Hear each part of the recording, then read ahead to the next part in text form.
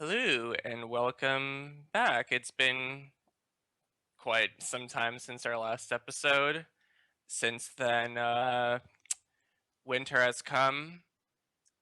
I don't know how much longer I'm going to make it, but just so you know, if you get news that I die, it was still murder and not the weather. Keep that in mind. So, today, Razzleplasm, Brento Muhammad, our beloved Raz, he is not with us today because he's busy getting Twitter verified. Congratulations to him. To all you other Raz imposters out there, suck it. There's only one Raz, and he is the head coach of Dignitas now. So, praise be. So, instead, it's just going to be the three of us today. The score writer for China and EU, Kelsey Moser. Hello, Kelsey. Okay. Tone it down a little bit, girl. Come on. And also esports. Oh my god. The score writer for NA and Korea, Emily Rand. Congratulations, Yay. Emily. Yay. I think this is the first time actually that's coming up that I'm gonna be following NA. So you guys who watch China Talk have it. There you go. Spoilers. Spoiler alert. No better time than to go through the teams quickly and introduce them before the games begin. So we were kind of deliberating how we wanted to do this, and honestly, going through each roster is just exhausting because there's so many teams. Each team has like 65 players. At least. At a minimum, most of which you guys have never heard of, don't plan on getting to know. You just don't care. So instead, we're going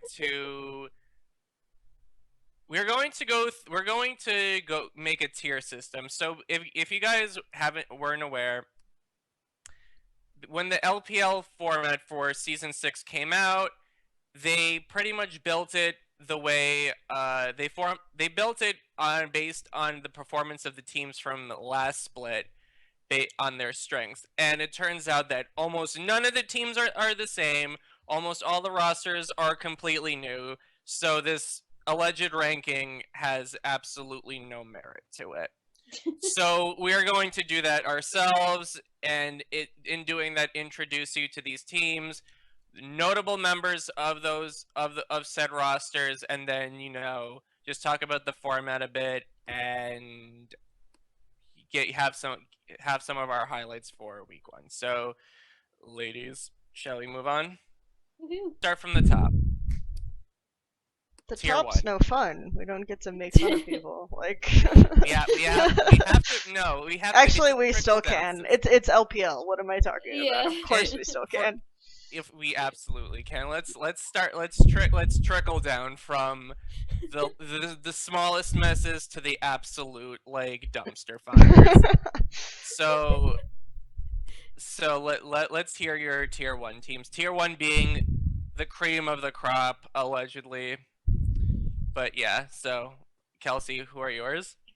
So I would say initially, before I heard about the Aaron news where he was taking a break, I kind of wanted to have Edward Gaming in a separate tier, and I still feel like there's something that definitely sets them apart from LGD because they've been the most consistently good team for 2 years, right? They've always treated regular season really seriously.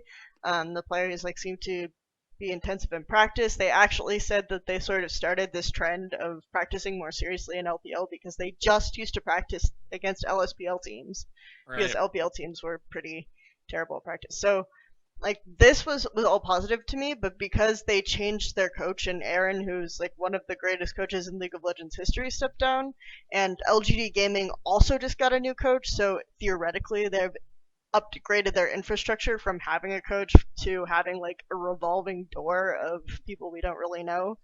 And both of their coaches are considered smart Korean players, but they don't really have any experience, so we don't really know anything about them as coaches. I figured that they probably should be on the same tier now. So my two tier 1 teams are LGD Gaming and Edward Gaming.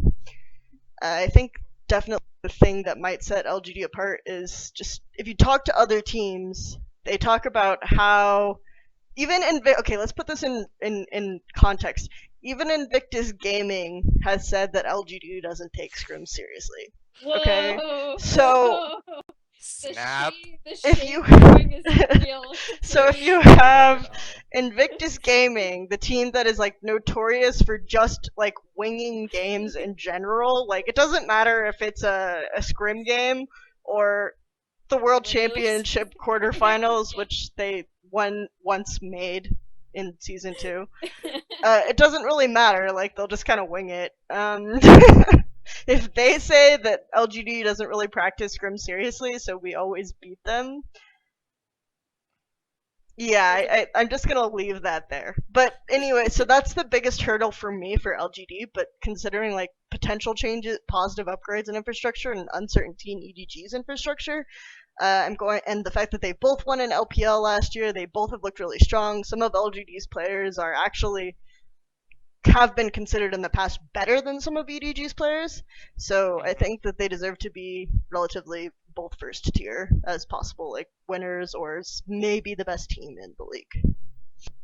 Okay, Emily, thoughts? Do you have any other disagreements on who you would have as your tier 1 teams? No, I actually agree with that. I think my big thing for both of these teams, I guess, like I have a lot of misgivings with the LGD team, which I've already talked about in previous episodes, so I won't go over that again.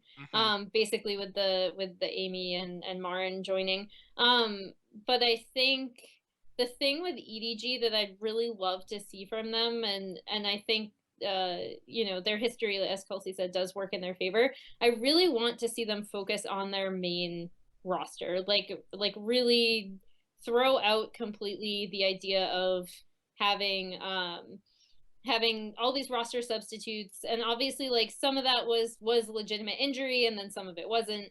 We'll probably never know how much was like, how much of each it was, considering, I don't think Sanjay was going to be particularly forthcoming about that, although he'll tell a really good story. Right. So I really like the EDG roster, like at its core, and I think they do work really well together. Losing Aaron is huge. Like I do know that RapidStar is smart, and I think he'll do okay, but Aaron is just, like the premier Chinese coach, and that's what bumps EDG down a bit for me as well. Would you say, since we pretty much, both of you emphasized that they're sort of facing similar hurdles because, Aaron, who is sort of the linchpin for this team, whenever you talk about EDG, you'd always talk about how Aaron's like this mastermind behind this team and, just puts 100% in how EDG has like the best infrastructure among the LPL teams. Would you say that despite Aaron leaving and RapidStar being, new to the coaching role, do you think he faces smaller hurdles based on the fact that EDG players are sort of known to be very serious in their practice routine, as opposed to LGD, as Kelsey mentioned, that, despite the fact that they're on paper amazing players, TBQ's gone now. So like, and now Amy, who, despite the fact who, I guess the crudest way we could say is that he's a moron, is mechanically gifted, so they don't have to really hide him, as you would constantly say, like with that LGD would have to do with TBQ, they'd have to like hide them and protect him. So despite that, a lot of these players have known behavior and personality issues. Would you say that RapidStar still has a lot less work to deal with than Heart and Acorn? Yeah, I would definitely say so, because you're going into a team that already has like a pretty good practice attitude by all accounts, to the point where they even said that they scrim LSPL teams because LSPL teams are actually serious and they want to practice seriously. Right. And then LGD is just like, there have been times where they've had an incredible amount of motivation and then it just kind of, like wanes inevitably. And that's another reason why I guess I'm not super high. I'm definitely not as high on LGD as other people are. Just because it will be, I think for any coach, it will be difficult to go into that environment and be like, hey guys, so stop trolling in scrims and take this seriously. I mean, I like Hart. Like, I really want him to do well, especially after his year last year, because I thought he had a career year. But I think yeah, the interesting thing about EDG is when you talk about like Coma, he's been paired with Faker. Like Aaron, as a legendary coach, his opposite is Clearlove, which most people wouldn't think of this as like super impressive. But the thing about Clearlove is he brings like kind of a strict mentality as a player to his team. And when you talk to these players about their method of captaincy, and when you talk to people who've played with Clearlove and people who've played with PYL, Clearlove is like very strict and he likes to keep his players practicing, and he kind of talks about how Xiao has talked about how if you're on Clearlove's team and you're not practicing, he'll kind of come up to you and be like, why aren't you practicing? Let's play.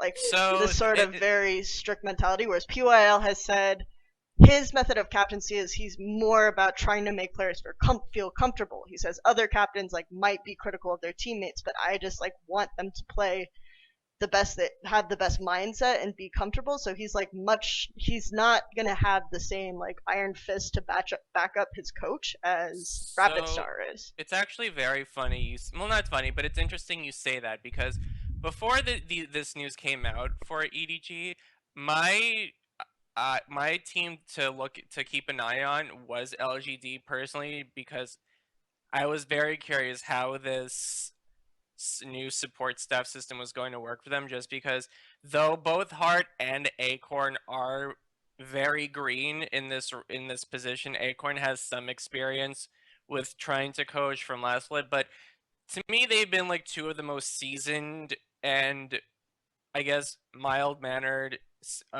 Korean players. So, but after the news came out that Aaron was going to take a break from coaching and RapidStar was joining, it was really to me one of the questions going into the split was just how much of a role did Aaron play? Because on one hand, it's like I think that there is a possibility that this team could crumble just because if he did play this much of a role on that team. But on the other hand, maybe we'll see that he didn't play that much of a role. That I don't want to say that much role, but maybe like RapidStar could be like a good substitute in the way that he could pretty much just fill in the way that Aaron did himself, and we might not notice a difference. And then also you mentioned Clearlove. Will he, in his captaincy, as a veteran player, kind of just rise to the challenge to be even more of a leader?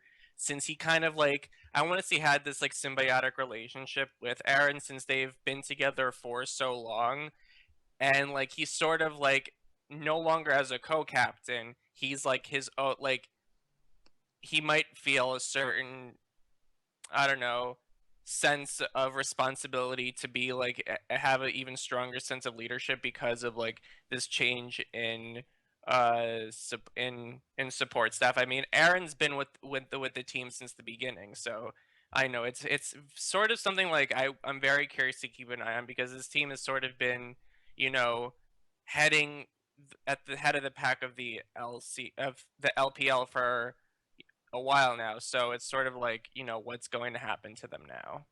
And I also read this really intense interview with Clearlove recently where he was talking about how like Fire Lolly, who, if you guys don't know who Fire Lolly is, he's kind of like the mascot substitute of EDG, who's like pretty good at solo queue, but he kind of is mostly a jokester.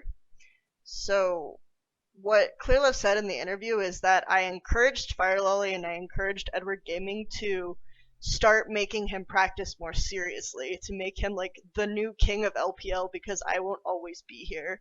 And so they want to try to work with him more, and he says that I really want this also for myself, so I have increased pressure to like keep performing. And I was just like, oh god, this guy is insane. Like, what is wrong personally with speaking, I mean, as you mentioned, Clearlove's always been someone who's probably a little bit high-strung when it comes to practice regime.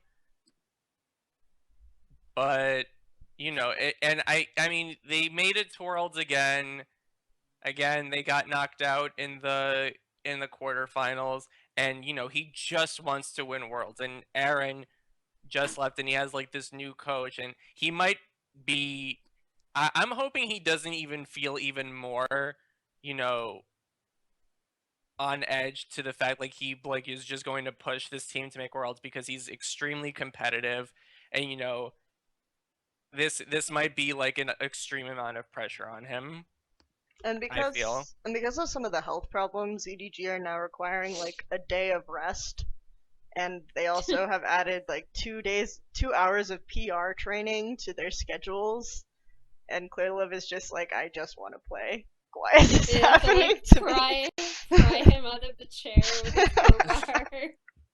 But yeah, he's made like several passive aggressive Weibo posts about like how much PR training they have to do. But okay, so summing up group, to me, neither team in group 1 has made any that many notable roster changes. I mean, but Andy Marin. Well, I was besides Marin for LGD. They're compared to the other teams in the LPL. They've made like very minimal changes. They got LGD got a new top laner, and EDG got Athena as, you know, a secondary mid laner, because, you know, Pun's health is, you know, you don't know, like he might wake up the next morning and his rib might be broken just from breathing, and you know, Fire Lolly may or may not have a showing. So all right, so I think that wraps up, you know, our tier 1. So let's move on to tier 2. Emily, why don't you start? Who would be your tier 2 teams in LPL? All right, so I really, really, really, really want to move WE into this tier, but I don't believe yet, so I'm keeping them. That's like my one, like, and okay. And so why don't you G, mention so I would agree, because we wrote this out previously, but I would agree that Xiaogu and Snake are tier 2. Snake is, as if people recall from previous China Talk episodes, I really love Snake. They didn't make a ton of roster moves either. I'm super happy to hear that Yu is coming back, because that's huge, I think, for this team. And I also really liked the team with ZZR anyway. So I think losing Beast, even though I guess it hurts a bit, I really liked their team dynamic with ZZR in the jungle. Their problem is not in roster moves. It's in the fact that they cannot navigate champion select to save their life. And so every time I just keep waiting for Snake. Like, Snake has to have their day at some point. They always disappoint me, but I don't want them to do it this time. So I'm still rooting for them, and hopefully they can somehow get a good big coach, for God's sake. And then Xiaogu, which is, as people may or may not know, was acquired by Newbie. And as soon as they had that sweet, deep pocketed sponsor, they picked up Uzi. First of all, is like the huge one. And then they also recently signed Dade for their reserve team. That's right, Doinby is going to be starting over Dade. So okay, Xiaogu is a team that was always really interesting to me last year, just because they had a ton of like glaringly obvious weaknesses, but the way they managed to balance their team and work around their own strengths was always really interesting to me. And that basically involved Doinby being Swift's support, because Swift, we can categorize him in the same tier as Amy, where he's kind of a moron and he makes really bad decisions at times, especially in terms of initiating fights. So he has I just Doinby want to as reiterate that she compared Swift, a jungler who Minnie rated as like one of the best in the world last year, which I don't in necessarily agree decision making. with Amy. Okay, everyone, please attack. Like, send all of your ire towards at Oh. League of Emily. Okay, she's. I No. don't need your people's ire. AKA No, she- sandbagging girl. She Yeah. obviously didn't mean that way. Anyway, please I know. continue. Yeah. So the way this team was balanced was basically around the fact that Swift needs help. But when Swift goes in, if he has follow-up, they end up with these really beautiful team fights, especially because TNT, while he's a very poor laning AD carry, is a really excellent team fighting AD carry. And Uzi has not been known as a type of player to integrate well into teams that already have a pre-established system, aka last year's OMG. So I mean, this team frustrates me because on the one hand, like Uzi is just incredibly talented, and seeing him sit on a bench behind TNT or seeing TNT sit on a bench behind Uzi are equally infuriating because there's just so much talent on this team and not all of it can start.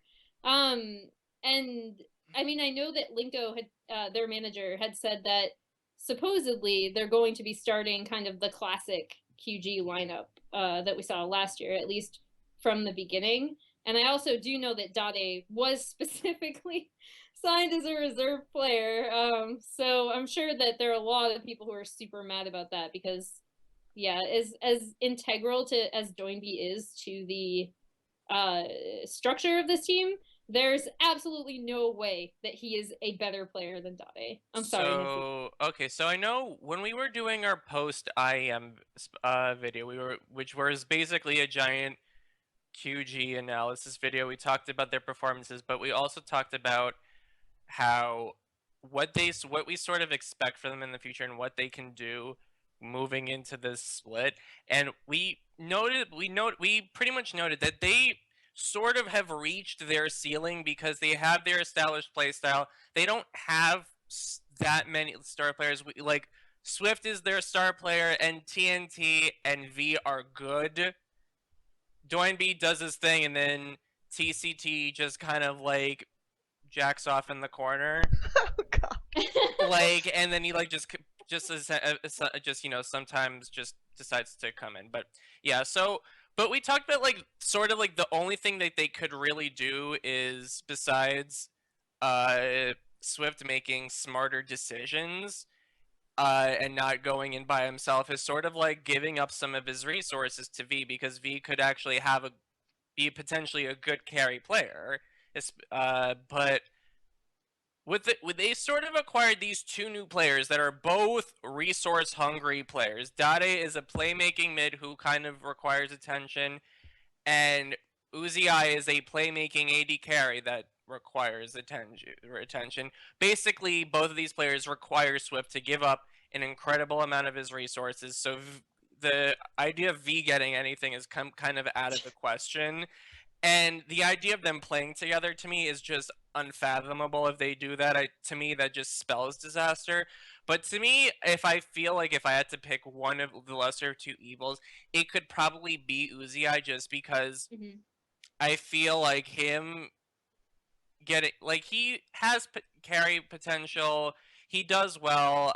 I mean, to me, like, as unspectacular as Doinby is, he's sort of integral for Swift to succeed. And to me, Dade not so much isn't incapable of playing that same style, but he'd flat out refuse, because like, so like, imagine like when they do like when they pan across the screens and Linko tells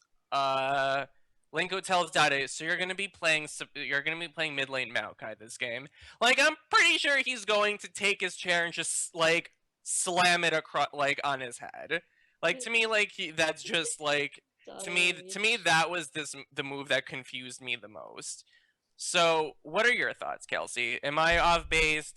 What do you think? So one thing that's fairly interesting is that a lot of the Chinese journalists have kind of been at the QG house doing interviews and leaking like things on Weibo. So I have this like idea of them kind of hanging out at the QG house and like giving little hints as to things, and then eventually like they'll release all this content about QG, which will have like the full rosters of the full 10-man roster they're supposed to have and all this other thing. Pidget last night, he's also known as Piglet, but he's written like the Big Name article. If you guys have seen that, that's been translated. But he does like pretty good. He also broke the Aaron news. But he recently made a Weibo post that said something about like Tom and dade cooperation, which led people to think that Tom is going to be the second jungler for QG, because they haven't really revealed like who their second jungler or second support will be yet. And people are kind of, well, let's put it this way, like the idea of Tom instead of Swift seems really weird, but if you think of Swift and Doinby as a duo, I think it makes sense to kind of keep them together and to have like maybe train Tom into a jungler that can complement dade better if you're going to run them. So I think that that's what is kind of the thing that they've been talking about. If they do end up signing Tom and Pidgeot ends up being like correct. So that's the thought process there, because I do think like having V, Swift, and UCI together is kind of weird, and then throwing dade on there is also kind of weird. I also like with all these players that they're just signing, and they've got like Park, who's like we haven't even mentioned, like the big StarCraft coach, who's known as possibly the best esports coach in the history of esports, has joined the team. Like he has no background in League of Legends coaching, but he's a big name. You know, maybe he's like good at getting teams to work together. These sorts of things. All of these ideas, like having talked to Linko and knowing he's like a fairly intelligent guy and has thought critically about roster building in the past and like players that complement each other, I can kind of almost picture him being like talking to this newbie guy, and the newbie guy, when they're signing the deal, the newbie guy says, "So we'll just like anything you need, just go ahead." So Linko is like, "We need UCI." It's like, "Oh, okay." It's like, "We'll get him for you." What, really? Like that kind of interaction I can sort of see happening, and then so they just end up like throwing UCI and dade onto the roster, and they're like, "Let's see if we can make this work." My initial thoughts were like, I mean, obviously this probably isn't how it went down, but I can kind of like, knowing Linko's personality a little bit, I can almost see like him just sort of pushing to see how far newbie will go. And spending money. Take advantage of that money. I'm just curious if there's even a small chance that they got Uzi just so they don't have to deal with him on any other team and just keep him on the bench or something. And there's this and there's also one more thing, is that people are talking about dade like, oh, he's getting upgraded to this team, but like from Masters 3's statement on why dade left, it was because dade wanted more money than they could give him. Like they couldn't agree on a price. So to me, this seems like dade is like almost happy being on the bench, and everyone is expecting dade to have this renaissance, right? Because he's now on a good team, quote unquote. But for me, I think dade is done. I just think he does not care. I have the same opinion of like Mada. I have the same opinion of like Name to an extent. I just think dade is cashing out. So okay, I don't really think he'll be that good.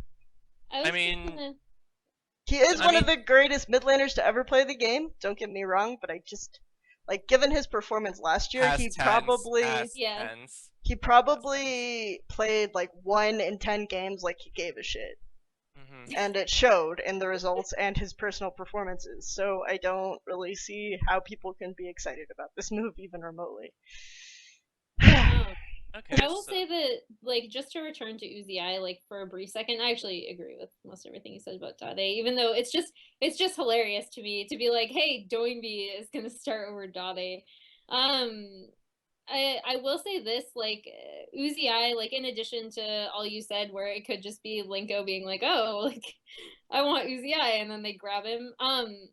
TNT and TCT are now Peko and War. I think they renamed themselves. They were very weak in laning phase.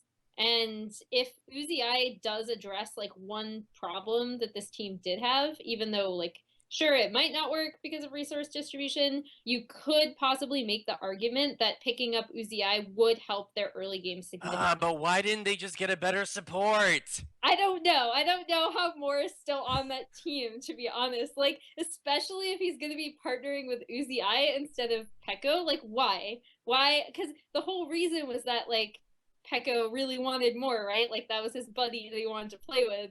But if he leaves, there's no reason to have Moore still on that team. He's not a good support. Maybe their second support will be 300, who, like, I'm still holding out hope that 300 will be an LPL one day. This is like some God. kind of horror movie gone.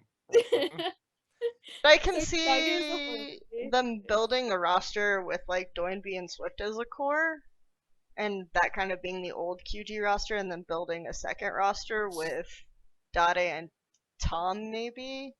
And with like UZI maybe on that roster. I have no idea, but the only way I can see a 10-man roster working, like that I would be on board with the 10-man roster ever, is if you had one complete 5-man team and one complete 5-man team, and they always play together, and you always like have them practice together, and they get really really strong synergy that way. Like and they practice against each other, like almost in a sister team-esque like style, Right. except they only have one slot in the league. So this is the only way that I would actually ever be on board with a 10-man roster. So if they do something like that, I think actually UZI and Dade might be really interesting. Yeah, the I'd have idea to of it seems think about that more. the but- idea of it seems smart if teams knew how to properly utilize 10-man rosters and like swap them out. But so far, teams that have tried this have been not very successful and have just given up midway. Like even like SKT would just start using Faker mostly and then just occasionally use Easy Hoon. So to me, it's like this. It's a whole lot of potential and just mostly smoke and mirrors. So I don't know. That's how I see it. But I think QG is very interesting. The possibilities for me, I don't know. I feel like these new acquisitions are like such a gamble. It's almost not worth it. But whatever. I guess we'll see. Maybe people are right. Maybe Dade will have his renaissance. Maybe Uzi will start carrying on Vayne every single game, and Moore will not suck. And I don't know, lots of bullshit. That's Or a will lot not there. Yeah. So, but okay, let's move on to our tier 3 teams. So, okay, so tier 3, I believe I'm assuming you guys are pretty much agree on the ranking. So we have it. Team WE, Vici Gaming, and Royal Never Give Up. Correct? Yeah, and I think there's a lot of spread in this tier in terms of possibilities on where the teams could end up, because I'm probably lowest on Vici of the teams, probably highest on Royal of the teams, but I also think it could end up being that like Vici ends up just coming out of nowhere and they're the best of the 3 teams, and Royal just like kind of collapses and explodes. So Which of these 3 teams do you think has like the highest ceiling? I think Potentially. Royal probably, just because I think they do have, I mean, they have 10 players and all of those players have some talent of some kind, right? They're not all just garbage players. Whereas I think WE, you have a lot of you have some completely new to LPL players, you have some players that have been playing for a while and they've shown very definite strengths and weaknesses that haven't changed at all. I think a lot of the Royal players are showing that they're developing, like the ones from last year. One interesting thing is that Vical rejoined the team. Vical, who was with Starhorn Royal Club when they made their 2014 Worlds run, rejoined the team in week 10 of summer of LPL. And and that's also coincidentally the week where MLXG kind of just like exploded, and they managed to go 2-0 against Snake, I think, and then 1-1 against QG, and then they continued like this climb. They looked really good. And then in the off season, they've been having really good success, which again, I don't really think that matters a whole lot, but they've shown individual performance since Vical joined the team. It could just be a coincidence, of course, but I do think we're seeing like developments in players like Letme and players like MLXG.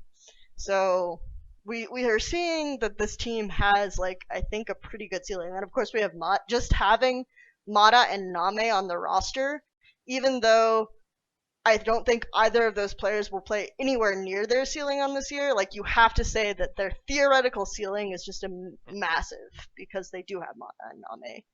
And then, of course, Insect's ceiling, which he hasn't hit in probably several years, is also quite high. Mm-hmm. So, I mean, they have multiple Koreans on their team, so clearly they're definitely going to have to figure out some way how they're going to rotate around their players. Well, Insect, I mean, oh yeah, Insect is Chinese, right? Now he'll be Chinese in summer. Chinese in the summer. Okay, so at the moment they still have to rotate because they have Looper, they have Insect, they have Mata. And as great as Insect once was, and as great as I think of him as like probably one of the best junglers to ever play the game, he hasn't looked that great. And right now, just based on like the way MLXG is trending, we've always kind of known MLXG's ceiling was high, and he's shown signs of it, but he's like becoming more developed. So I think the way he's trending right now, I can't think of a situation where you want to start Insect over MLXG because a lot of MLXG's flaws correspond with Insect's. I was actually thinking that they were going to play Mata and Insect and have Letme play instead of Looper. I think I was thinking they would do Mata Looper just because the two of them coordinated well back on, like, the whole reason that Looper looked good was because of Mata, probably. So, like with his you know, vaunted teleport. We keep talking about the fact that the best course of action in the current meta is jungle support synergy, and Insect and Mata speak the same language. I think that right now, the way the meta is trending, we're having a lot less jungle follow. So there's a lot less, like, first of all, because the jungle XP is lower for camps, we have like kind of a less advantage for jungle follow. So we're seeing a little bit less like people roaming around the map like super early, I think, and we're seeing more 2v2s. So I think that this is like less important. I think also right now teleport, so like top support synergy is actually pretty good because teleport calls. Because there's even more teleports. Like even some people could theoretically run teleport on the support. Like I don't think it's necessarily good, but people have actually talked about it because teleport is so broken and super good. This is off topic completely. I just remember when the preseason patch notes first came out with like all like these different changes, and there was no change to teleport. And people are talking about it. Teleport's a problem, and I remember personally tweeting Skarzard, the writer, saying, "Is there going to be changes to teleport?" Yes, and I'm like, okay, I've seen absolutely none of that. So they tried to make Rift Herald like a reason to not use TP or something, but I think Rift Herald is just overhyped and doesn't really do anything. Yeah, it takes like too long and too much, like it takes too much out of you, and it takes too much time to kill in order for the trade-off to be worth it. So now you have this weird thing where you like on the map there's still not like a lot of reason to go after neutral objectives aside from Baron. And therefore, like, teleport is still because ridiculously games important. are also and- shorter. Like Dragon is less Yeah. important too. Yeah. So it's just Baron and Baron is literally the turrets. only neutral objective that you want. Are- Yeah. Okay, so not to go into that too much. Okay, so we're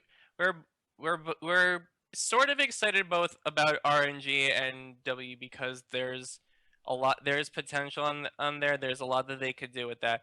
We sort of touched on Vici Gaming back when the news that both Easy Hoon, no, I think was it who when Easy Hoon and Dwan went to Vici Gaming, how we're sort of just like, okay, Easy Hoon, it could be self-sufficient and play safe, and Dandy could just camp top lane. But do we have any new thoughts on this team? I think it's gonna be just a downgrade. I mean, maybe it might be better in terms of team environment and cooperation. And it's like really funny because if you read Easyhoon's Weibo and all of these things that he's putting out, he's like really excited about Chinese culture. I don't even really understand this, but he's like tweeting about like all these old Chinese novels and things. Changed his like Chinese ID name to like Great Recorder, who I think features in like a Chinese fable of some kind.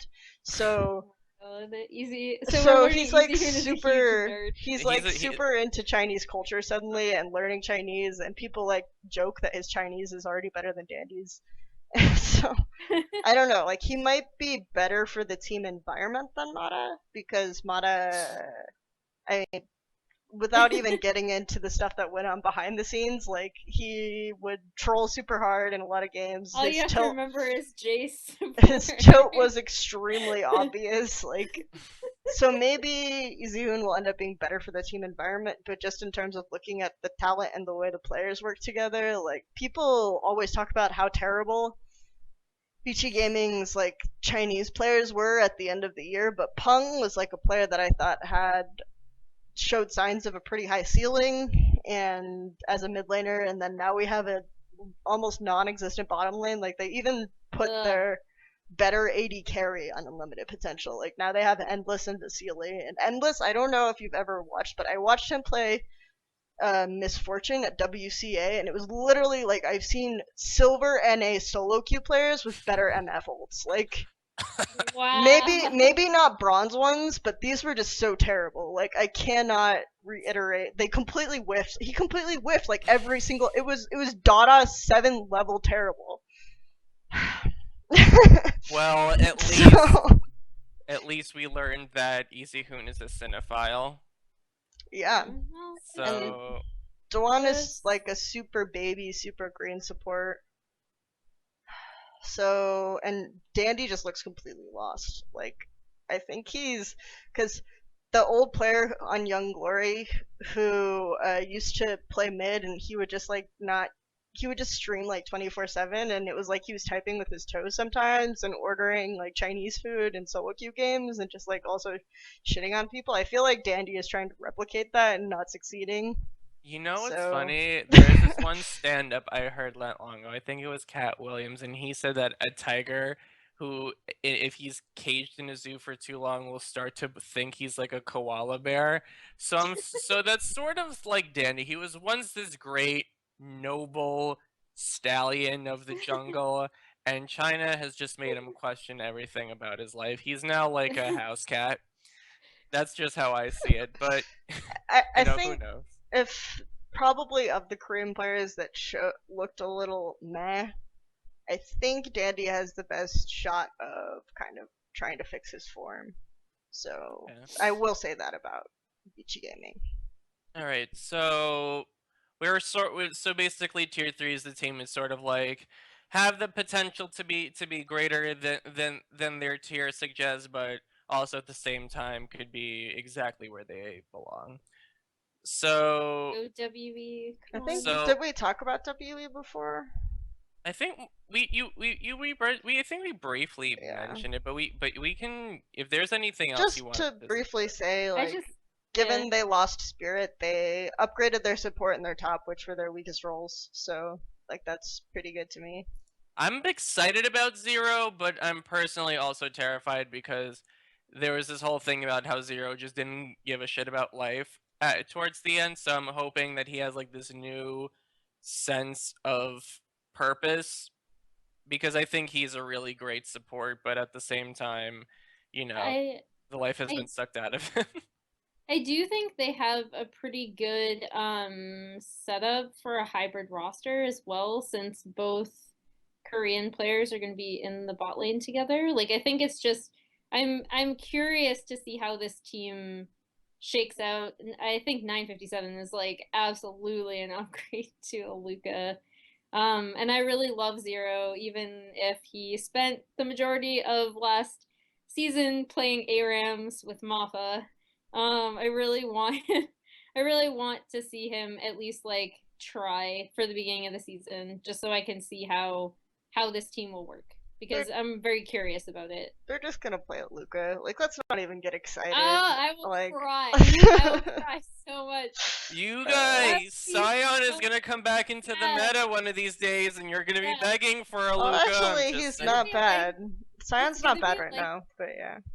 It's gonna be like this morning when I saw Chani come up in the booth for KT Rollstar. I'm just gonna be like, no, please. Like the blood is gonna Make it drain from your stop. face, and you're just gonna like start like right.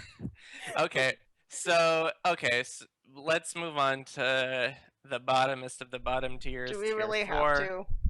Yeah, we don't have to. You don't have to talk about in depth why these teams suck. You could just like say like these teams suck. So we have it listed that pretty much the remaining teams are here: Masters 3, OMG, Invictus Gaming, Energy Pacemaker, and Hyper Youth Gaming.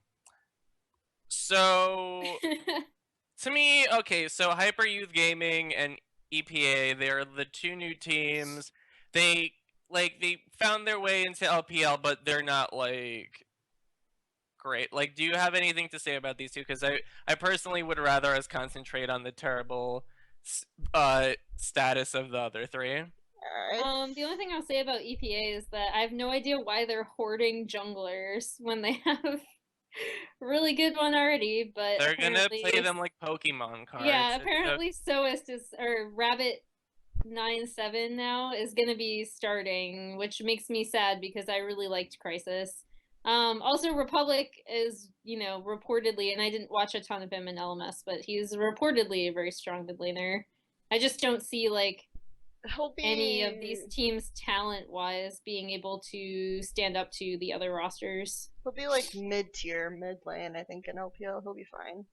Alright, so I will say that my rookie player to watch is Jezzo on EPA. I think he's like probably the best new player to LPL in terms of hasn't played in a major league. Go ahead. So let's start with. I want to think of the one the one that's the worst. No, I wanted to like work my way all the way down into the dirt. Let's start with Invictus Gaming. Invictus Gaming had the. I mean, like pretty much Kid Jungle. Kid Jungle rookie. Like you kind of have to. It's like rookie is probably like if not the best top 2 LPL mid laner, and Kid Jungle. Kid Jungle. I just can't. Like Kid Jungle. What? I do know that they are currently scouting free agent junglers, okay? So they do realize that Kid is not a permanent solution. That's good. I mean, to me, as much as this broke my heart because I love Cacao and so does Emily, even though Kelsey didn't really get why everyone was high on him since he was very lukewarm this past season. But it's kind of hard shoes to fill, but at the same time, Cacao didn't even fill his own shoes half the time. So, yeah, he was better than Kid. Yeah, like I'll put it that way. So, do we? I mean, one of us is probably better than Kid, to be honest. Do we really have much to really say on this? Either rookie goes out of his mind or this team gets relegated. Like, that's pretty much it. I don't know, maybe Jungle is Kid's calling. Unless the tie continues to improve, because he has serious problems, but he was doing better in top. So, like, they have maybe 1.5 players right now. I'm So. still hoping that this team. I don't expect this team to be anywhere. They were kind of always floating around the top 4 last season. I still want to say they could make it somewhere between like maybe like 6th or 7th. If we're gonna properly rank them, because I remember. Well, I mean, there's 2 groups, so maybe they can just scrape by. They won't like get eliminated, but we'll see. So this leaves Masters 3 and OMG. Now I'm gonna do Masters 3 because Masters 3 sort of, we had little expectation, now we have none. So do we have anything specific to say about this team? I will say, I think kind of like WE, they made smart decisions on a budget, but the players are just not really good. Because what they did do is they took a promising LSPL bottom lane in PentaQ and Savaki from WE Future, and then they took like a duo jungle mid that was used to playing around an LSPL bottom lane that had qualified for the LPL. So they took Hyper Youth Gaming's jungle mid and they put it with WE Future's bot lane. So I think that those are kind of like, if you have to sort of bottom of the barrel scrape for talent to fill a void and you don't have a lot of money, then this is like a smart sort of move. Their top laner is XY, who I'm sad to say I know nothing about because he's only played on a team called Tides of Time that played like maybe 2 games in TGA, so and didn't do very well at all. So I can't really say anything about XY. But yeah, so I think they at least seem to have an identity already going in, where they could be a bottom lane centric team. But they're not good. So Yeah. All right, so that's that. So let's the peace de resistance. OMG. OMG. So this is so depressing. the all Chinese team. Chinese players are bad, so I can see why they're at the bottom, honestly. Where do you even want to start with this team? Why would you literally sign the worst jungler and the worst AD carry in LPL? Like, why would you? What would possess you to do this? That's all I have to say. Okay, that's all you really have to say about this dumpster fire team. Well, why on earth would you sign TBQ?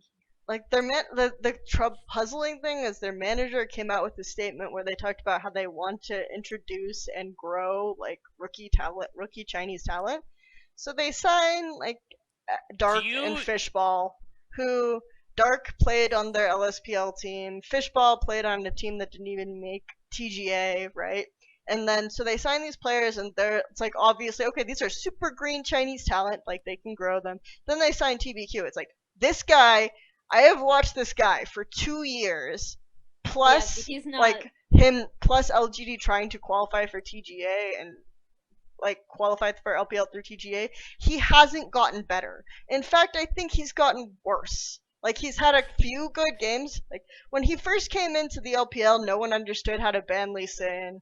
Like Vi was in meta, his Elise wasn't bad, so I actually thought he was like a pretty good Chinese jungler. But then over time, it's like, okay, this guy has very specific tricks. Maybe if he practiced a champion other than Lee Sin, he could be a decent player. But right now, he just like, his mentality has to be completely ridiculous. Like, why would you sign that player who only, like, you look at his solo queue counts, he only plays Lee Sin, and then like his next play champions are AD carry and then Vi. Why do you sign TBQ? Like, get that out, I feel a lot better now. You have a lot of feelings. It's just I can't imagine anyone signing that. I don't have the same like anger because I I wouldn't feel like even I call don't it have. anger. This is rancor. Yeah, like I don't have the same personal connection with OMG that Kelsey does. I But don't like, blame her. This It's was not the even yeah, okay. and like If any team SMLZ, signed like TBQ after he left LGD, I'd be just as frustrated. Like, honestly, signing this player after he's played for this long has shown no signs of anything. At least Clearlove was good at team fighting, okay? But, like, and reportedly always has had a good mentality. TBQ, like, he doesn't plays have a good mentality. I ridiculous champions. Like, he doesn't practice good champions for his you role. know, to me when they make a statement like, "Oh, we just want to get rookie talent and watch them grow," is very similar to when someone has not had a boyfriend or girlfriend for like 2 years and they're still going with the excuse, "I'm just trying to work on myself." It's like that's what's similar to me. It's like they cannot get a good player, which is funny because OMG has money, but I guess maybe Uzi I just sucked it all up and they're just like bankrupt or something, so they Well, have to get. supposedly UZI had the highest buyout in the history of the game, so they should be able to buy like Yeah. half the league with that money. I don't know. Right? I think they've given up.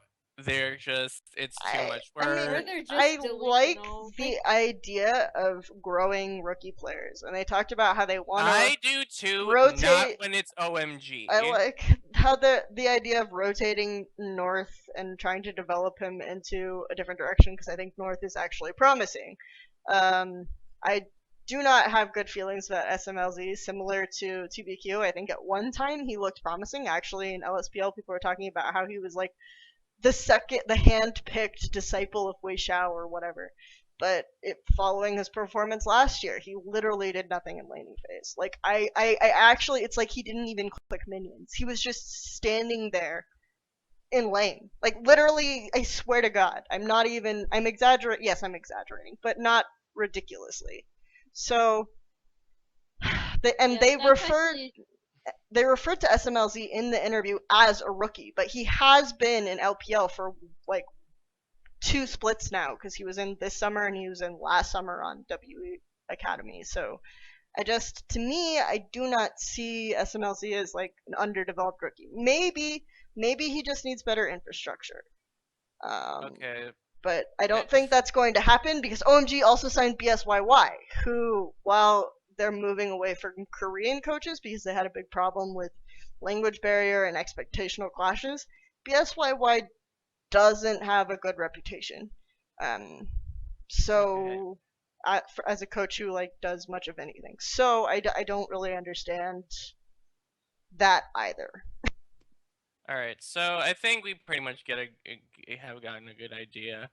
I think we can successfully say that we like did our job in ranking them. So I kind of want to wrap this up. I wanted to briefly talk about the format, but I feel like that's going to take a little bit too much time. So why don't we just briefly, when I mean briefly talk about the highlight games for week 1 for each of you. So Kelsey? Let's start with you. What are your highlight games? What Um, games should we watch? well, Oh, obviously all of the matches that you think in your mind, but in restricted to their own groups because for the first leg of the LPL, teams are only playing teams in their own groups.